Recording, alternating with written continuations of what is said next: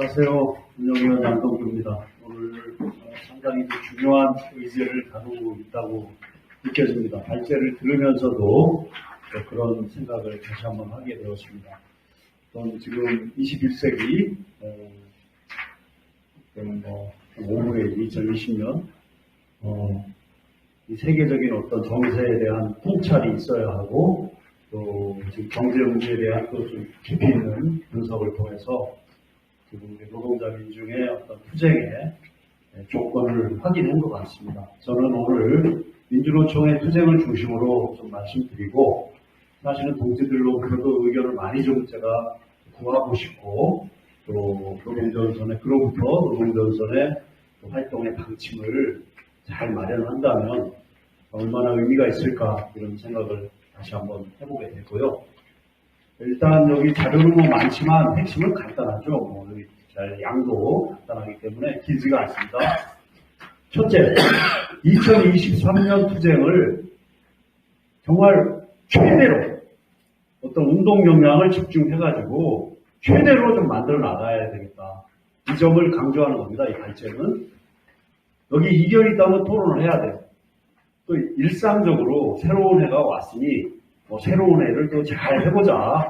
민주노총 정신 차리고 더 열심히 투쟁하자. 이런 수준을 좀 넘어서자는 취지예요. 그래서 2023년 투쟁을 어떻게 봐야 되는지 이런 점을 좀 동지들하고 같이 토론하고 싶고요. 나아가서 윤석열의 한 4년 7개월의 남은 기간, 그것도 굉장히 중요한 기간이 될 것 같아요. 그래서 그런데 우리 윤석열 정부가 조성하는 정세는 또 독특합니다.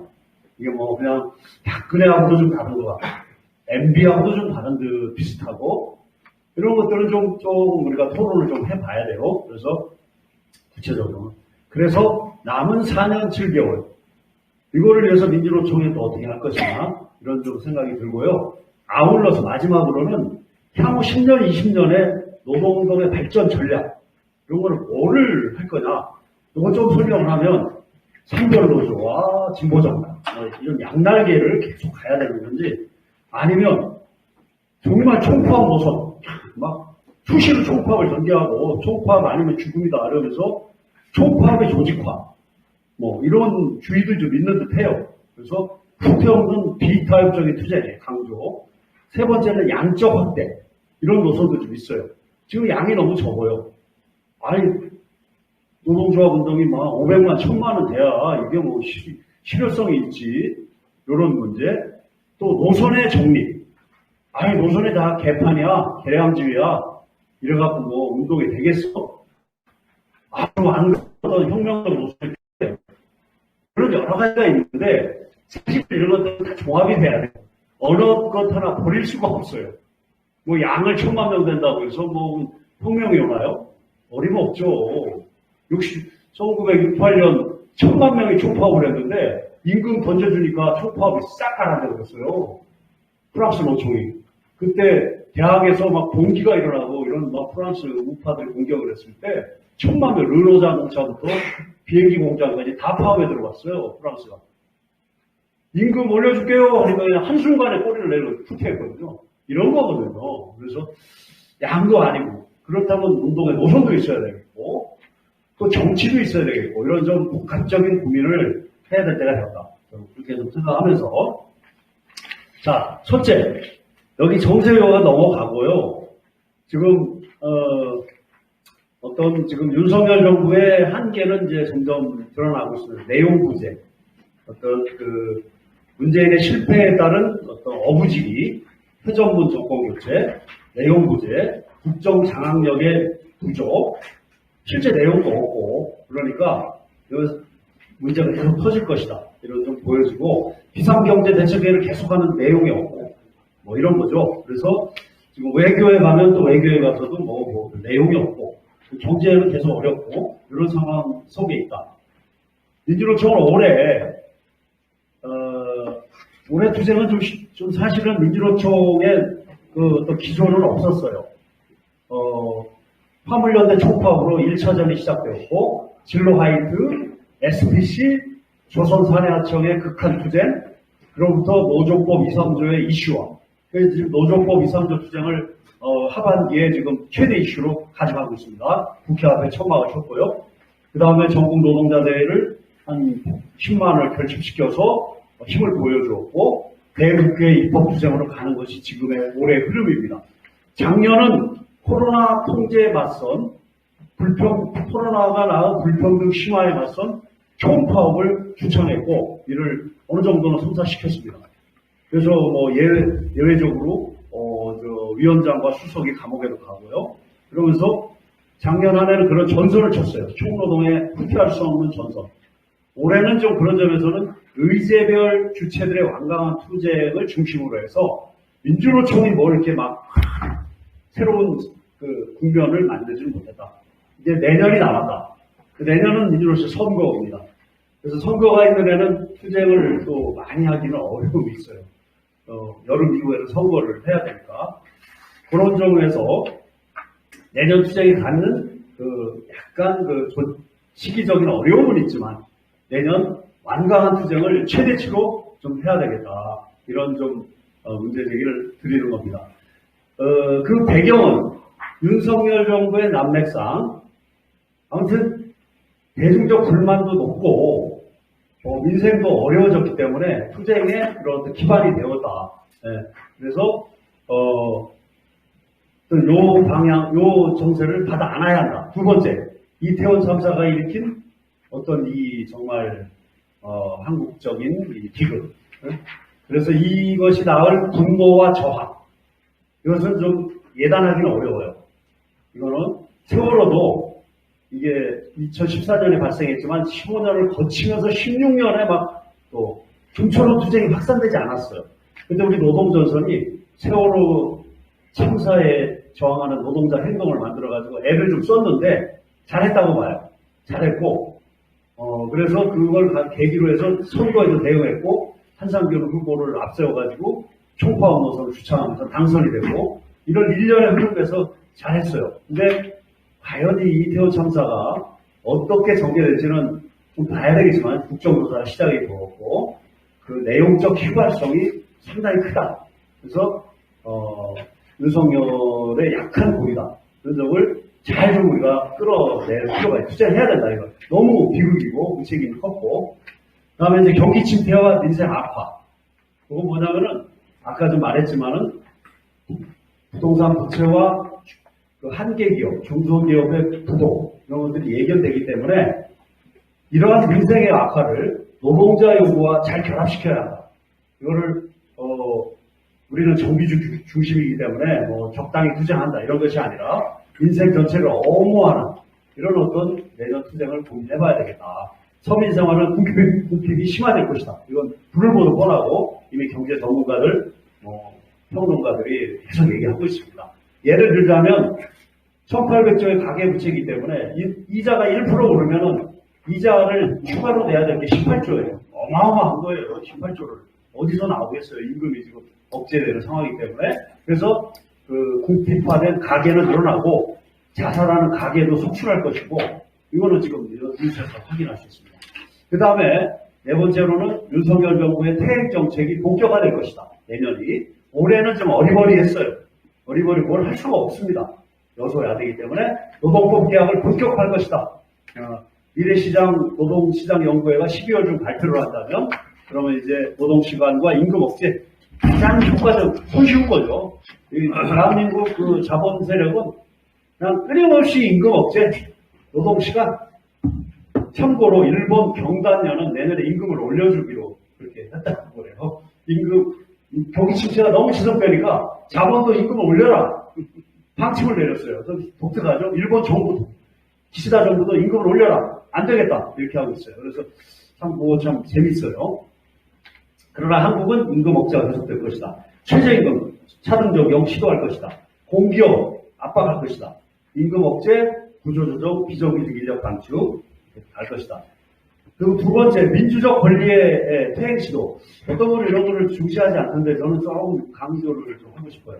지금 MBC, YTN, TBS 등등, 그 다음에 최근에 국가보안법을 통한 공안수사, 경남 지역에서의 공안수사가 시작되었고, 시행령 통치, 경호실 뭐 지휘권, 군지휘권 이것도 시행령으로 한다는 겁니다. 그래서 이런 부분에 대한 강조. 마지막으로는 전반적으로 국정 기조가 비즈니스 프렌들리예요. 이 윤석열 정부가 MB 정부하고 아주 흡사해요. 그래서 이런 부분을 폭로하고 MB 정부 실패했거든요. 부자 되세요 했지만 부자 되지 못했거든요. 그래서 이런 것들은 전면적으로 폭로하고 실패할 것이다. 이미 흘러간 시냇물로 물레방아를 돌릴 수 없잖아요. 그래서 이런 걸 강조했으면 좋겠다. 2023년 투쟁의 목표는 윤석열 정부의 이런 MB 시즌2 비즈니스 프렌들리 이런 어떤 태행을 좌초시키자. 한번 길 꺾어요. 네, 지금 아직 기가 안 꺾였습니다. 네, 길 꺾는다. 새로운 정세로 전환시킨다. 두 번째, 대폭적인 그 민생의 엄호, 노동자 생존을 엄호로 하기 위한 임금 인상 투쟁을 전개해야 된다. 그리고 여기서 고용, 복지, 후퇴를 저지하고 국가 책임 강조하는 것. 세 번째, OECD 수준에 걸맞는 노동 기본권 확장으로 나가야 된다. 이건 좀 굉장히 걸려 있습니다. 우리 한국 노동운동이 복수노조, 또 무슨 필수공익. 그래서 철도가 파업을 중단을 해도 기차가 잘 다녀요. 이래가지고는 투쟁을 할 수가 없어요. 네. 그래서 그런 거 필공 문제, 손배 문제. 그래서 법제도의 대폭적인 이런 것을 치료해야 된다. 이제 이거 승부를 한번 걸어야 돼요. 찔끔찔끔해서 애들이 아닙니다. 네. 네 번째, 이러한 어떤 그 투쟁의 힘으로 전환기, 대안 세력으로의 어떤 등장. 이거는 의회 진출만 의미하는 게 아니에요. 권력을 잡을 어떤 세력화, 이런 거를 옹호해야 되는데, 지금 위기가 중첩됐잖아요. 4대 위기. 저는 4대 위기로 보는데, 코로나 위기. 코로나 위기는 백신의 불평등 공급으로 잦아들지 않고, 두 번째는 기후위기. 파키스탄은 3분의 1이 물에 잠겼고, 그 다음에 이제 경제위기, 전쟁의 위기. 경제위기는 코로나 위기로, 요번에 아까 신재길 독재가 말했지만은, 코로나 위기가 오니까 경제가 봉쇄가 되니까 미국은 5조 달러를 풀어가지고, 가게에도 현금을 어마어마하게 지급을 했고, 저축을 할 정도로, 기업에도 1억 원씩 지급을 했어요. 중소기업에 1억, 식당에. 1억을 우리는 1,000만 원씩 주긴 했는데, 이러니까 5조 달러 이상이 풀리니까 인플레가 왔고, 자기들만 살자고 이제 금리를 대폭 인상을 하니까 전 세계의 후진국들, 이머징 그 시장들은 막 죽고 부도가 위기로 왔던 거죠. 스리랑카, 이집트, 파키스탄 다 부도 위기로 왔고, IMF는 약 한 40개국이 부도 위기 가능성이 있다 이렇게 얘기를 할 정도로, 아르헨티나 말할 것도 없고. 그래서 이런 어떤 위기 전가를 미국도 하고 있다. 그래서 경제 위기, 전쟁의 위기. 이 전쟁의 위기는 우리는 지금 피부에 와 있습니다. 우크라이나가 경제 위기를 촉발했고요. 원자재 딱 수출 못하니까요. 가스가 몰랐고요. 그리고 이제 우리는 전략 무기가 지금 한반도에 왔다 갔다 합니다. 정말 만약에 눈치 끌고 감고 비완 그 폭격기가 가서 한 서너 대 가서 폭격을 한다고 생각을 해보세요. 한반도는 쑥대밭이 될 것이고 재건을 위해서 미국이나 일본 자본들이 돈을 벌겠죠. 우크라이나도 사실은 재건이에요, 재건.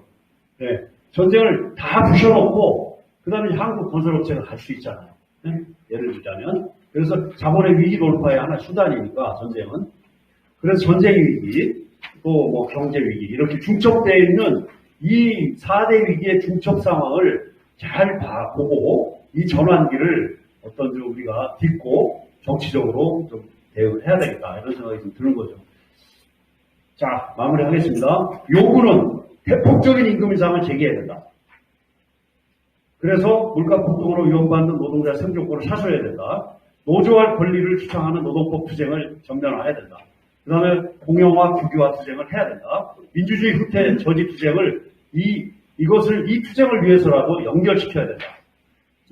이렇게 말씀드리고, 총파업 일정은 지금 7월 2주간의 총파업을 제안했습니다. 중집이. 그리고 매주일에 총파업 대회를 합니다. 7월 첫째 주, 둘째 주가 될 가능성이 있는데요. 요것은 5월 투쟁설도 있고 한데, 산별노조 가맹 조직의 동력이 있기 때문에 거기서 합의되는 걸 하면 돼요. 요즘 뭐 5월이 되든 6월이 되든 7월 되든 7월을 넘어가면 좀 어려워요. 8, 9월이 되면 이제 사실은 내년 투쟁도 내놓고 선거를 해야 되기 때문에. 그래서 여기서 이러한 투쟁을 그러면 감안할 지점은 첫째, 과정으로서의 총합을 했으면 좋겠어요. 7월에 2주간의 뭐 동력을 10만 명이 결집합니다. 이것에 만족할 수는 없다. 2월 대대로 이후 3월, 4월, 5월, 6월 이걸 상승시켜가고 만들어가야지 이거 7월 달에 뭐 10만 명 한번 모이고 집회 한번 하고 한다고 해서 이 영향력이 파급되기 어렵다. 투쟁을 3월부터 계속 축적하고 완강하게 해나가자. 투쟁 전선을 확장하자. 그것은 민생 업무와 민주주의 후퇴 투쟁을 또 민주노총이 해줘야 된다. 그래야 사회정치적 지지를 얻을 수 있다. 세 번째, 이태원 참사의 어떤 그 휘발성, 이 나을 어떤 이 정치적 위기, 이런 것을 부응하면서 이때 필요하다면 과감하게 우리가 이 투쟁에 공모해야 되겠다. 마지막으로 노동전선은 첫째는 내부 사업을 잘 해야 되겠습니다. 오늘 토론을 계기로 뭐 신문 발행 좋고요. 노동자 신문을 통한 투쟁의 방향과 전술을 제기하고 이슈를 잘 정리해주고요. 실천 방침으로 제시를 해주는 것이 필요할 것 같아요. 민주노총 활동가들이 한 달에 한 번은 뭐 줌으로 모이든 대면으로 모이든 모여야 돼요. 오늘 모인 분들하고 뭐 제주에 있는 활동가부터 각 3대에 있는 활동가들 모여서 좀 머리를 맞댔으면 좋겠어요. 우리가 이런 회동을 못하고 있습니다. 그래서 각 3개월과 지역의 상황을 같이 공유하고요. 좀 어떻게 그걸 반영할지를 머리를 맞대야 돼요. 각자 하면 안 됩니다. 네, 쉽지가 않아요. 그래서 그걸 좀 꼭 했으면 좋겠고 그런 내용을 지역과 현장과 감에 공급했으면 좋겠어요. 그리고 또 평가도 하고요. 마지막으로는 범죄학과 공동 실천 너무 중요하겠죠. 그래서 토론에 공동 서점을 좀 제작을 하면서 갔으면 좋겠어요. 그래서 이걸 물질로 남겼으면 좋겠고요. 마지막으로 정리하자면 사실 지금 화물연대 파업을 좀 예의주시해야 돼요. 이거 사회적, 경제적 파장이 크니까 윤석열이 등장하는 거예요. 운행 명령을 내리겠습니다. 이건 좀 어마어마한 거거든요. 대우조선에서 유치한 동지가 철장 케이지를 짜고 혼자 유조선 투쟁을 점거를 했더니 윤석열이 등장해가지고 불법으로 엄단하겠다. 그래서 행안부 장관과 노동부 장관을 급파를 합니다. 이게 계급전설이에요. 투쟁을 이렇게 해야 돼요. 그러니까 나와야 돼요. 그들이 등장을 해야 돼요. 윤석열이가. 그래서 야 이게 얼마나 파괴력이 있는구나 하는 걸 보여준 거죠. 그래서 화물연대 파업을 정말 전폭적으로 엄호해야 되고 우리도 가봐야 되고요. 또 지도부들하고 소통하면서 좀 했으면 좋겠어요. 그래서 우리에게는 그런 손발이 좀 없어요. 과거 우리 노동전선은 어땠느냐? 현대자동차, 대우자동차, 쌍용자동차 투쟁을 직접 기획하고 개입을 했어요. 우리 활동가들은 들어가서 77일을 같이 살면서 파업을 완강하게 준비했다는 거죠. 이런 맛이 없어요, 지금 우리에게. 네.